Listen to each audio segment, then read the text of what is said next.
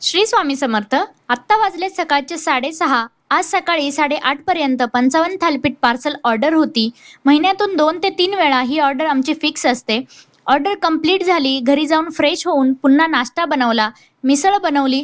मिसळसाठी आज बरेच कस्टमर वेटिंगला होते. त्यानंतर लगेच पुलाव सुद्धा बनवला. पुलाव दुपारी 1 तासासाठीच असतो, त्यानंतर पुन्हा संध्याकाळी 6 नंतरच बनवतो. आजचा दिवस खरंच खूप हेक्टिक होता. एकामागोमाग एक काम येतच होतं. बॅटरी खराब झालेली, त्यामुळे आज नवीन बॅटरी आणली आणि इन्स्टॉलेशन कंप्लीट करून घेतलं. जुनी बॅटरी खूप लीक होत होती, त्यामुळे चेंज करून घेतली आहे. ही सर्व सोय पावसाळ्यात लाईट गेल्यानंतर दोन्ही दुकानासाठी आहे.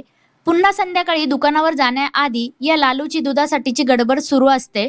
स्वामींची पूजा झाली आणि संध्याकाळच्या कामाला सुरुवात केली. आज नेहमीपेक्षा जास्त थालीपीठ ऑर्डर होत्या, त्यात अचानक पार्सल ऑर्डर भरपूर होत्या, त्यामुळे पुन्हा एकदा पीठ रेडी करून आणावं लागलं.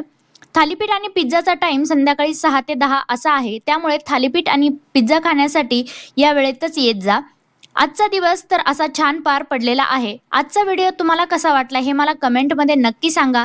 ज्यांच्यासोबत तुम्हाला पिझ्झा थालीपीठ खायला आवडेल त्यांना हा व्हिडिओ नक्की शेअर करा किंवा मग स्विगी झोमॅटोवरून सुद्धा ऑर्डर करू शकता. आणि फॉलो करायला विसरू नका. कमेंटमध्ये श्री स्वामी समर्थ नक्की लिहा.